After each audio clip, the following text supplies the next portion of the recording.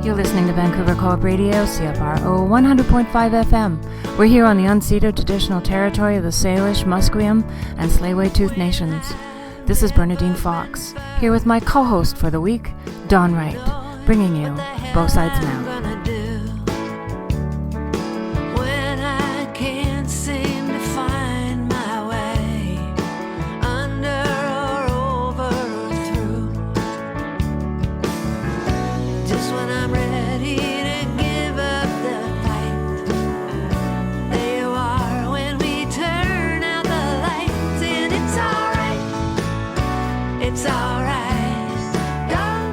We're here talking about dissociation, and in particular, dissociative identity, which is largely a misunderstood issue these days that has been handicapped by a misrepresentation in our popular culture about what dissociation is or what multiple personality is, and by misinformation in the general public, and even with some therapists. So today we have Suzanne Vennuta and Christine Forner to talk with us about what dissociation is, and in particular, dissociative identities. And also today, as I've already mentioned, Dawn Wright is in the studio with us to lend us a hand. Hello, Christine Forner. Hi. And Suzanne, you're there? Yes, I am. Okay, so they're both joining us by phone. So, Christine, can you talk a little bit about what dissociation is in sort of layman terms? What does that mean? Well, in layman terms, we have ordinary consciousness. Then we have different ways that we can be in the world and different ways that our brain works. And when we are in our ordinary consciousness, we feel safe in the world. We're pretty grounded. We're sort of at our baseline. We can think with sort of the full capacity of our brain. But when we start to feel, and it's mostly feeling, not thinking, when we start to feel or experience some type of threat or danger to ourselves, we do have mechanisms of being able to attempt to get those needs met. A lot of people are familiar with fight and flight, which is two parts of actually the whole bigger thing. There's a thing called the cascade model of defense, where they actually talk about a hard freeze, which is our first line of defense, where we kind of, everything goes tight because we want to be invisible. We don't want to move. We don't want to have that predator, because that's where all of this comes from, to see us. So we do a hard freeze. That is not dissociation. That's still an active defense where the body is doing something in order to save itself. Then we have the flight. Then we have the fight. Panic is also part of this. Panic is mostly reserved for young children, because children just automatically reach out to the nearest human being, because, neurobiologically and biomechanically, running away is not a viable thing for children to do, and fighting is not a viable, but reaching out to the nearest adult is something that they can do. Then we can move into our inactive defenses. If the danger is too much, too overwhelming, or if the body just deems that there is nowhere else to go, then it moves into the freeze state of things. And this is a very different internal biomechanical process than the fight and flight. The freeze is the brakes to the fight and flight gas. So the freeze is way more powerful internally than any other neurobiological trait or state that we can have. And in this freeze is where things get scattered. We get flooded with natural opioids and cannabinoids. We're basically flooded with anesthetic. There's brain structures that are designed to separate and scatter information so that things don't connect, so that we can go into feigned death, and if need to, move all the way to complete submission. If you are born and raised in those environments where you have to dissociate all the time, identity has nothing to grow on. Identity has no foundation of growing in a normal place. So when we dissociate and we start moving into the dissociative disorders, it's because the system is in such a state of capture, really, that its only option is to freeze and be anesthetized. And for some weird reason, humans can still look like they're functioning while this is going on the inside. Right. Does that make sense to you, Suzanne? Oh, yeah, it makes total sense. Now that I understand it, right? In the beginning, I was like, wow. Can you tell us a little bit about who you are, Suzanne? My name's Suzanne Vennuta. I'm a mental health educator, advocate, and inspirational speaker. I'm working on my memoirs. I'm a wife. I'm a mother and a friend, teammate, and I also live with dissociative identity disorder. And how did you know you were dissociative? Like like, did you know as a child, or? And I say that knowing full well that what we know sometimes we don't have labels for. So how did you come to the point of recognizing dissociative identities? I didn't know there was an actual name to it. I wasn't diagnosed till 2003, but I look back and growing up, I always felt different from the rest of the world. It was like there was a glass partition between me and the rest of the world, and sometimes that glass partition could come down, and I could fully engage within the world, whether it be at school or whatever, but that never lasted long, and it's like I always pulled back and put this invisible wall up. So I was kind of like living life through one dimension, and I've always had problems with memory. I have years of gaps, and math in school was a nightmare because, of course, math it's a linear process, right? You have step 1, 2, and 3, and I would go into school, and, Monday we'd do step 1. Step 2, Tuesday I'd go in and we'd do step 2, and then on Wednesday I'd go in and have no memory of step 1 or 2, so I'd have no idea what was going on, right? So I just thought I was dumb, that I was stupid, that my memory was really bad, and as an adult, it got so severe that when I was in my mid-30s, I thought I had early onset Alzheimer's. But I kind of thought this is what everybody was like, right? I mean, if for 35 years, if you're told an apple is actually an orange, you don't know any different until somebody corrects you, right? So it's just who I was, and I just I had all these challenges and struggles, and just thought it was normal. Christine, I messed up in the beginning there and did not ask you to tell us who you are. So Christine, can you tell us who you are? Sure. My name is Christine Forner. I'm in private practice in Calgary, Alberta, Canada, but I have been specializing in treating complex trauma and dissociation for in a therapeutic setting for almost 20 years. But I started working at sexual assault centers and domestic violence shelters from the time I was actually 16. So I've been involved in complex trauma my whole adult life. I'm also I have my master's in social work, and I've written a book on dissociation and mindfulness. I'm one of the few people who really do talk about the intersection between the field of mindfulness and the field of dissociative disorders. And I'm the current president of the International Society for the Study of Trauma and Dissociation. Thank you. I think when you're working with a client, quite often they will dissociate. I'm wondering if there are some indicators where you can tell that a client has dissociated and has gone off somewhere else. Typically, it's an intuitive kind of thing. It's much more a felt sense than it is a mental checkoff box. Currently right now in therapy, a lot of people are being trained to follow manuals and follow checkup boxes and make sure that people reach their goals and make sure that we're sort of proving what we're doing, and we're very enmeshed in this notion of evidence-based practice. And that's sort of the mental part of being a therapist, but there's an art here, there's a relational piece here, that when you're in session, you're just noticing the client's not there anymore, or that there's been a sudden silence, or it feels like there's been like a shift of temperature in the room, or the client has sort of gone from one way of being to another way of being quite suddenly and quite drastically. If those are happening, it is worth the investigation, because if somebody is in your office and they do tell you that they have a traumatic background, or if they say that they don't really remember their childhood, those aren't necessarily like factual things that tell you that this person has dissociation, but they're clues that that person might be dissociating.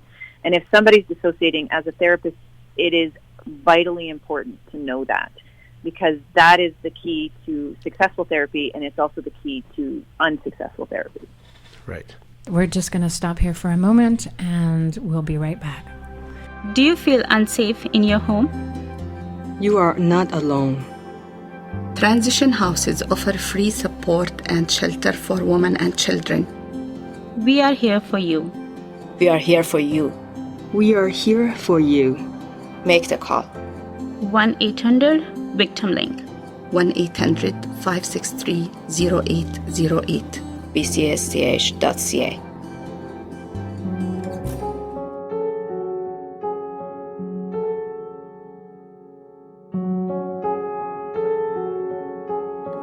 Hello, darkness, my old friend.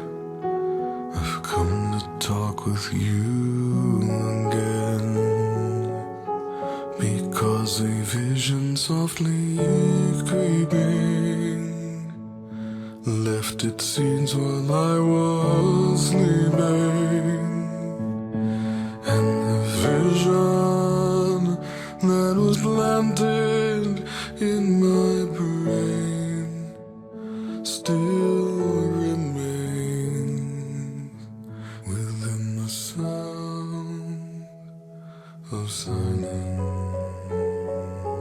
In restless dreams I walked alone,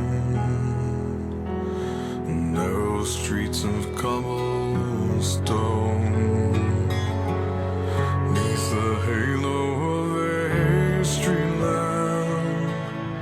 I turned my collar to the cold and damp, when my eyes were stabbed by the flash of a neon light that split the night and touched the sound of silence.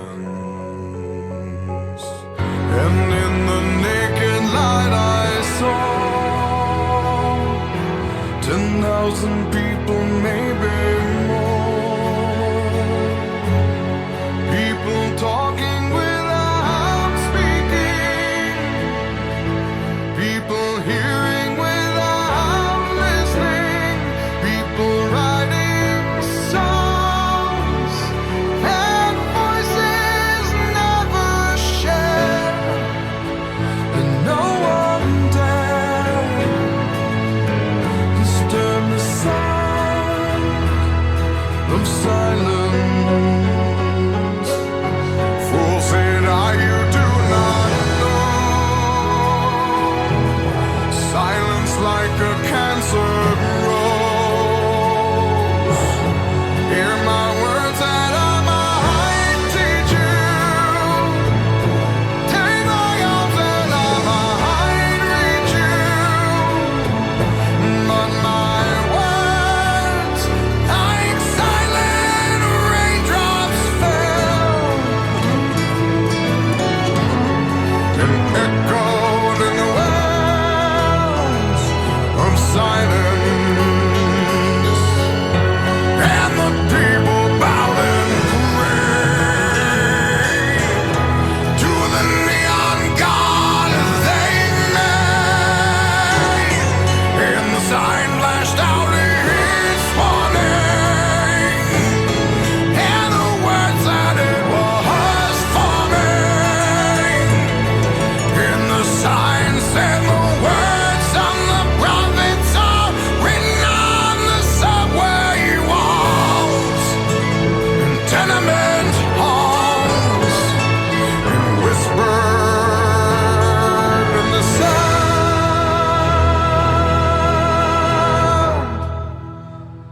of silence.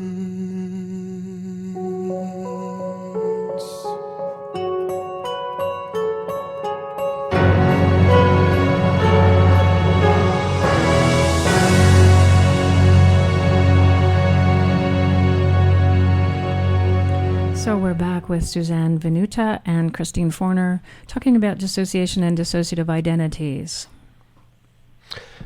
Yeah, I liked what you had to say about the intuitive sense. I mean, I work with survivors of sexual abuse, and of course, dissociation is both a defense mechanism and also an issue that they bring with them down the decades to the therapy room. Yeah. And I think that it's important to recognize that it served a function at some point. And our basic philosophy of the agency is everyone is unique. And so we try to be really tuned into the moment and to each client as a unique individual. Yeah. And so I talk about selective dissociation, which is, I tell clients there are times when you need to take a break from the trauma. And if you have to shut down the feelings and the memories, there are healthy ways to do that, and there are unhealthy ways to do that. Suzanne, if you were to define what dissociation is, how would you define it? I would define it as a very creative way for a child to survive overwhelming circumstances. For me, it was an escape, right? And what it looks like for those that are close to me and those that know me is it looks like mood swings, right? It looks like a very abrupt change of mood. And like I said, my biggest issue was loss of memory, not being able to remember things. I could, I'd go away for the weekend with my dragon boat team, and we'd race, and we'd all go to dinner, and we'd all have a great time, but what I could only remember would be slivers, right? It's like somebody had taken a picture and cut it up into a bunch of little pieces, and I could only remember a little sliver at a time. I couldn't remember the whole thing. Yeah, and like I said, it was really good while I was younger, and it was a survival mechanism. But it became my default, right? So that any time I became anxious or, even nervous or excited, because fear and excitement, physiologically, it's the same thing. Right. So my body would I'd check out or I would switch, right? And that's where it looks like the mood swings to the average person, right? Right. And Christine, can you talk a little bit about therapy and what does therapy look like? And one of the things we know about dissociation is it's probably one of the, and I may say this wrong, it's probably one of the only sort of really curable is the wrong word. It's one of the mental health issues that can be overcome through therapy. Yeah, you know what? There's actually a lot of like what we're classifying as mental illness. Really, I think is actually trauma. Yes. And trauma is a normal neurobiological, mechanical process. It is as ingrained in us as temperature, as needing to eat, needing to sleep, needing to go to the washroom, all of those things. It's a neurobiological, biomechanical part of us that we can't get rid of. We can change our thoughts on some things, but we cannot change our biomechanics. In a therapeutic process, understanding a lot of times that dissociation works different than any other type of reaction. So for people who have even borderline personality disorder or PTSD or something that even anxiety itself, there's ability to move things through because it's an action-orientated goal. Like you can meet goals, you can do something to feel better. With dissociation, doing things feels worse. Doing things puts you in more danger. Knowing things puts you in more danger. Being aware puts you in more danger. So it's akin to being in a tiger's mouth. Being aware in a tiger's mouth is not a good idea. No. Thinking properly inside a tiger's mouth, not a good idea. Feeling all your feelings and feeling the sensations and pain when you're in the tiger's mouth, that's going to get you dead quicker. Mm-hmm. But what dissociation does is it prolongs our life when there is nothing else to do. And like as Suzanne was saying, it's sort of that felt feeling of not being able to know what to do. That's common. So anybody who has chronic dissociation, anybody who has a lot of dissociative disorders, the NOSs and the DIDs, these are people who spent their childhoods experiencing chronic death. Like they were in the land of dead and dying all the time. And it would be lovely if we had way more compassion for them. It would be amazing if this was taught in schools properly. You're saying it's not taught to... It isn't. They're told to skip the chapter. I've been told by psychiatrists here in Calgary that they were told to skip that chapter. Alberta in particular is very hostile, and the beliefs that they have about dissociation are the same beliefs that everybody else does. Like it sounds to me like they're getting their information from television, not from academia. Yeah, it's surprising how many people actually believe that what's on TV is real. So. Including professionals that are teaching this stuff in psychiatry schools. Mm-hmm. So That's scary. Well, if they teach it, I mean, master's programs in BC don't even have a course on trauma, which I think is very strange. Yeah. Oh my and God. even people who are trauma informed, they're focused on the active states of trauma, not the inactive. So when you're working with this population, you have to really meet people where they're at and help them slowly feel safety when they're alone, so that they can develop the strength to start taking action, so that they can, it's sort of like helping them understand they're no longer in the tiger's mouth and it's safe to move. Right. And once they feel that it's safe to move, then they can start moving and getting the satisfaction of moving. So when I'm working with clients, I try to teach them about the normalcy of this. I try to teach them about the biomechanical unavoidableness of this, but also to respect dissociation, respect and give it dignity for what actually does, and over time learning to befriend it. And that's what we do when we're working with dissociative identity disorder, is you start to befriend the feelings and sensations that have developed a sense of identity or developed a sense of self, like all senses of self do, except it's just fragmented because the whole system is fragmented. Yeah, that whole notion of befriending your dissociation, so often people think of it as the problem. Well, I remember when I was first diagnosed, I thought, holy crap, I must be crazy, right? Because the only understanding I had was obviously social media and television. But then as it went along, my psychiatrist kept, reassuring me that this is normal. It's a great way to survive. And befriending, the dissociation was a scary part for me, but much needed. And what I found is actually in those dark and scary parts are where the treasures are. Yes. Yeah. Right? Because the dissociative bits, parts, personas, whatever you want to call them, I call it kid logic, right? It's all developed when you're a very young child. And it's all about protection, right? And if people can understand, this is all about protection. It's about and staying safe, yes. About being safe, right? And it protected my core self, my authentic self. It protected my essence of who I am. Yeah, I think anyone can dissociate it. You don't have to be a trauma victim. I think sometimes I get so exhausted from work that I realize that I'm not really present because I need to take a mental holiday, if you will. Absolutely. Yeah, and I think that's with children. It's just that they're dissociating all the time while they're developing. Yeah. As adults, it can happen being stressed out at work. It can happen. It's just when the system is overtaxed and has been overtaxed for a long time. It's akin to like being hungry, right? When you're hungry, your body's going to ask for food, and how it asks for food is through feeling and sensation. And if we don't get food, then we start getting cranky, we start getting upset, we start getting sad, then we start getting scared. And all of those things keep happening and happening and happening. And if that happens as a child and you're developing, that becomes a procedurally learned way to be. It is. Yep. It's not about choice. It's just the same as I can't make my temperature lower by choosing to make my temperature lower. I cannot choose to not dissociate when I chronically dissociate. The body is responding to real-time events. Yeah, it's like trying to teach a young child not to have a startle response, right? Or anybody who's got a startle response. It just happens, right? Yeah. It's built within us. It's an innate ability that we have. So thank you so much for coming and chatting with us. This is certainly a topic that needs to be discussed way more than we just did. So I'm hoping I can convince you both to come back and talk about this again soon.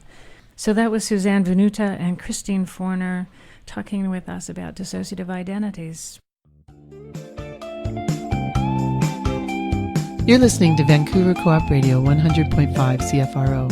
We are a non-commercial station bringing you voices and stories and perspectives you probably won't hear elsewhere.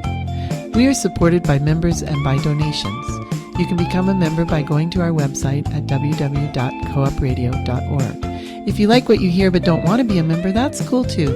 You can still help by clicking on the donate arrow at the top right of the website. Co-op Radio thanks you for listening and for helping build our community of listeners and programmers.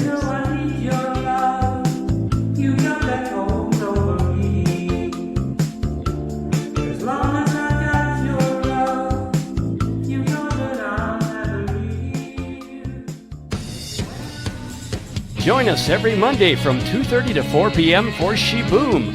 Open your ears to the sound of the latest and greatest women in music. Our show focuses entirely on female artists, from a local to global perspective. Every Monday from 2:30 to 4 p.m., tune in to She-Boom on CFRO 100.5 FM Co-op Radio. You've been listening to Both Sides Now, an innovative program on Vancouver Co-op Radio 100.5 FM about mental health. We listened to The Sounds of Silence, originally by Simon and Garfunkel, but this version was by Disturbed. And we have big news. Both Sides Now will be moving to Tuesday night from 5 to 6 p.m., which gives us so much more time to sit and chat about issues that are important to all of us. So stay tuned for more information for when this will be happening. And if you're a mental health consumer with something to say, this is the place to do it. Send us an email or get in touch with us. In the meantime, instead of my usual chat with a responder about healthy boundaries in therapy, I want to let you know about a free ebooklet that you can get that provides a checklist that you can use to evaluate your relationship with a healing professional. You can download that checklist via our website.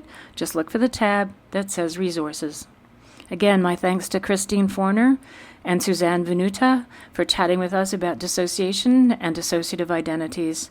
And as always, if you have questions or feedback about this program, you can reach us at BothSidesNow at coopradio.org or via Twitter at BothSidesNowBC. I'm Bernadine Fox. So glad you could join us. We will be back next week. Until then.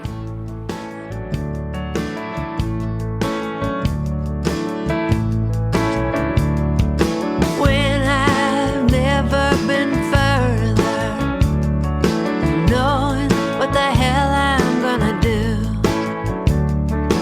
when I can't seem to find my way under or over or through. Just when I'm ready to give up the fight, there you are when we turn out the lights, and it's alright. It's alright, don't you worry, it'll be alright. Why do I always believe it when you tell me everything's gonna be alright? Yeah.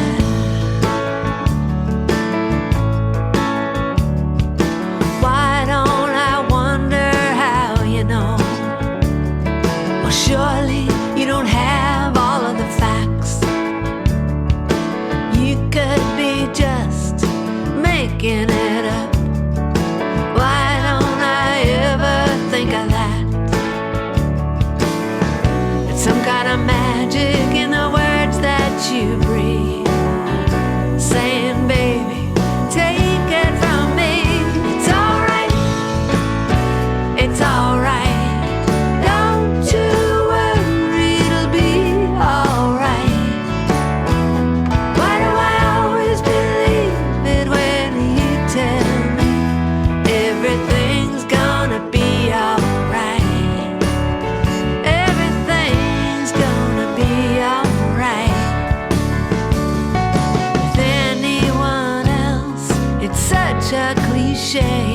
Just words people say to be nice.